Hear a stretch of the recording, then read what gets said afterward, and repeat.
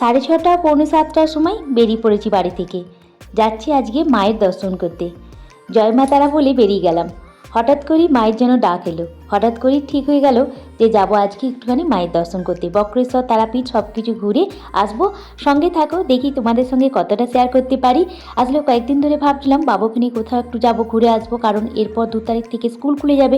বাবারও ছুটি থাকবে না, বাবুরও ছুটি থাকবে না, আর ওর টিউশনি পড়াশোনার চাপ প্রচুর বেড়ে যাবে, ক্লাস 9-এ উঠে যাবে। তাই নতুন বছরের সূচনার আগে ভেবে নিয়েছিলাম কোথাও একটা গিয়ে ওকে কিছু একটু মনটাও ভালো লাগবে সেই রকম কোথাও নিয়ে যায়। তা হঠাৎ করে মায়ের ডাক এলো, তাই ভাবলাম সেখানেই যাই। আমরা যাচ্ছি, আর একটা ফ্যামিলিও যাচ্ছে। তার সঙ্গে থাকো, দেখি তোমাদের সঙ্গে কতটা শেয়ার করতে পারি। তার আগে বলি হাই, আমি Munmun, welcome back to my channel. আশা করি যে যেখানে আছো ভালো আছো, সুস্থ আছো। বড়রা আমার প্রণাম নেবেন, ছোটরা আমার ভালোবাসা নিও। চলো আজকের এই ছোট্ট একটা ব্লগ তোমাদের সঙ্গে শেয়ার করি।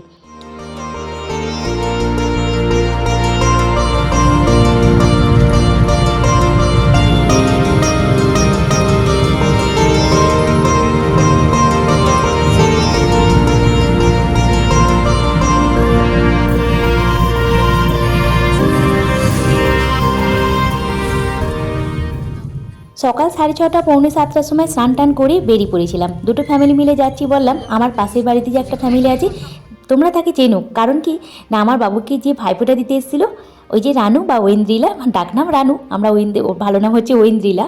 তা সেই ফ্যামিলি আর আমরা, ওরাই অফারটা দিয়েছিল যে যাচ্ছি, যাবে? আমরা ঠিক আছে চলো তাহলে ঘুরে আসি গা।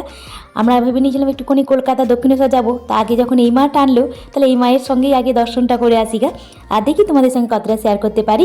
এখানে টিকিট কাটা চলছে। আমরা চলে এসেছি প্রথমে বক্রেশ্বর। প্রথমে ভাবলাম বক্রেশ্বরটাতে, কারণ আজকে তো হচ্ছে তোমার সোমবার, পৌষ মাসের সোমবার অমাবস্যা। তাহলে এই দিনটা আর পাবো কি না সন্দেহ আমার জীবনে। তাহলে ভালো দিন যেহেতু, তাই ভাবলাম মায়ের দর্শন সব কিছু দর্শন করে আসবো।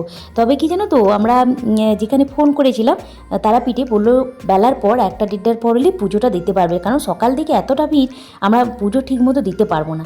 তাই ভাবলাম তাহলে আগে বক্রেশ্বরটা ঘুরে যাই, সেখানে আগে দর্শন করে নিই, তারপরে আমরা বেরিয়ে যাবে 1-1:30টা বেজে যাবে। ওখানে গিয়ে মায়ের দর্শন করে খাওয়া দাওয়া করে ফিরবো। তা সেই জন্য প্রথমে বক্রেশ্বরে এসেছি। আর যেহেতু গাড়ি নিয়ে বেশি সকাল করে বেরিয়েছি, স্নান টান করে বেরিয়েছি। বাঁকুড়া থেকে বক্রেশ্বর আসতে আমাদের প্রায় 3 ঘন্টা লেগে গিয়েছিল। আর এত সুন্দর ভেতরে মন্দিরে ফুলগুলো ফুটে যায়। আর একটা জিনিস দেখার মতো হবে দাদা।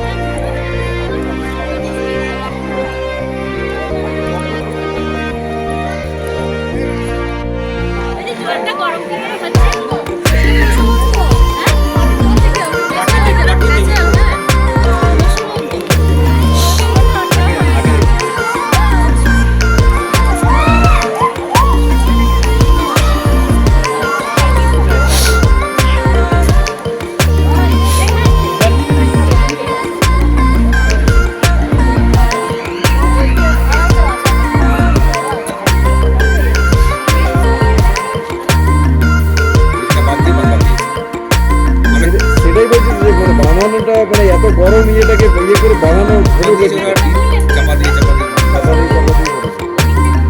ফাঁকা জায়গাটা কেউ দেখতে পাচ্ছি না, সেই জায়গাটা পুরো দৃশ্য তো দেখা যাচ্ছে, মানে পুরো জায়গাটা বাঁধিয়েছে।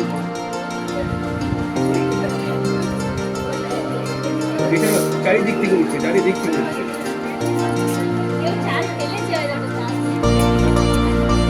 চাল সেদ্ধ হয় না,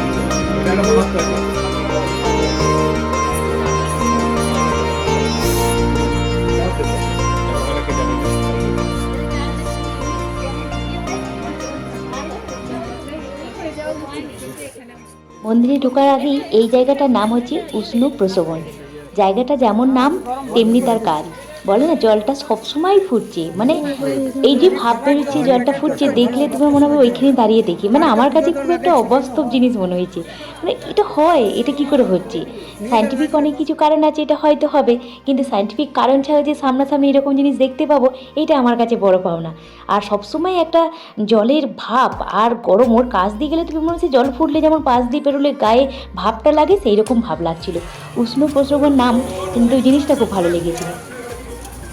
তাকা রে, তোরা দুজনে তাকা, তোরা দুজনে তাকা, একসঙ্গে তাকা।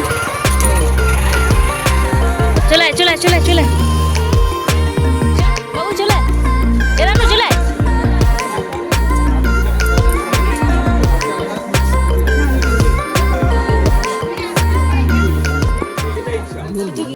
বক্রেশ্বর তারাপীঠ হয়তো কোনো না কোনো দিন বাবুকে নিয়ে আসতাম, এটা হয়তো একদিন আসা হতো, কিন্তু এই বিশেষ দিনটা হয়তো পেতাম না, পৌষ মাস, অমাবস্যা, সোমবার। তাই বাবার কাছে এসেছি বক্রেশ্বরে, সেখানে বাবার মাথায় জল ঢালা, ফুল দেওয়া, মালা দেওয়া সব কিছুই করবো, তার জন্য এখানে ডালি নিচ্ছি। আর একটা কথা বলবো তোমাদেরকে, এই দিনটা আমার কাছে, মানে এই মাসটা আমার কাছে একটুখানি স্পেশাল, কারণ এই পৌষ মাসে আমার জন্ম মাস। তার জন্য না আমি বেশি হ্যাপি, কারণ এই জন্ম মাসে আমি মায়ের দর্শন, বাবার দর্শন সব কিছু পাচ্ছি, আর এখানে পুজোও দিতে পারবো, এটা আমার কাছে বড় পাওনা। থ্যাংক ইউ, মানে আমাদের যে দিদিটা, পাড়ার যে দিদি নিয়ে গেল ঐন্দ্রিলা মাকে থ্যাংক ইউ, কারণ ওর জন্যই আমাদের যাওয়াটা হলো এই দিনটার জন্যে, মানে পৌষ মাস আবার অমাবস্যার দিনটা পেলাম। এখানে মা বাবা দুজনাই আছে, মানে বটুকনাথ ভৈরব বাবার স্থান, আর ওইদিকে আছে মায়ের স্থান। মায়ের বাবার স্থানটা একটু নিচের দিকে, এই যে মাথাটা নিচু করে যেতে হচ্ছে। এখানে আমরা পুজোটা দেবো প্রথমে, আমরা এখানে আকন্দ ফুলের মালা আর বেলপাতা নিয়েছি, এখানে তার গলায় মালা দেবো, বাবার গলায়। এই যে তোমরাও একটু দর্শন করে নাও, জয় বাবা। এরপর আমরা মায়ের দর্শন করতে এসেছি, সামনে মায়ের চরণ আছে, যেহেতু সে মায়ের কাছ পর্যন্ত পৌঁছাতে পারবো না, ওখানে পুরোহিত মশাই আছে। আমাদের বাটি, আমরা যে তোমার পুজোর ডালিটা নিয়েছিলাম, সেই ডালিটা ওনারাই পৌঁছে দিচ্ছে ঠাকুরের কাছে, মায়ের কাছে। আমরা এখানে মালা নিয়েছিলাম, জবার মালা, সেটা চরণে দেওয়ার জন্য মানে সুযোগ পেয়েছি। সব কিছু করে দর্শন করলাম খুব ভালোভাবে, মনটা বেশ শান্তি পাওয়া গেল। তবে কি জানো তো, এইখানে সব কিছু ঠিক আছে, কিন্তু একটু সে বিজনেস টাইপের হয়ে গেছে, যেটা বলবো সেটা তাদের ব্যাপার। মানে জুতো রাখতে গেলেও তোমার টাকা নিচ্ছি, জুতোটা রাখতে গেলেই বলছে আমরা দেখে রাখবো, মানে আমরা না বলি কিছু, তাও জুতো রাখার জন্য টাকা। একটু যে তোমাকে এখান থেকে দর্শন করে যে নিয়ে এলাম, আমরা এমনি দেখে আসতে পারতাম, সেটাও তোমার টাকা নিচ্ছে। এখানে একটুখানি বিজনেস জিনিসটা চলে, আমি দেখলাম যেটা। তো যাই হোক, আমাদের ভালোভাবে দর্শন হয়েছে, এটাই বড় ব্যাপার। চলো এবার আমরা যাচ্ছি বক্রেশ্বর থেকে তারাপীঠ। আর ছেলেগুলোকে একটু সব হালকা লুচি সব তরকারি করে নিয়ে আসা হয়েছিল, সেইগুলোই সব খাওয়ানো হয়েছে, ওটা খেয়ে নিয়েছে। আমরা ভাত টাত খাবো না, ছেলেগুলোকেও খাওয়াবো না, আগে মায়ের দর্শন করব, পুজো দেবো, তারপর আমরা ভাত টাত খাবো বলে ঠিক করেছি। কারণ ছেলেগুলো তো পারবে না ভাত না খেয়ে, ওই জন্য লুচি টুচি বাড়ি থেকে করে নিয়ে আসা হয়েছিল।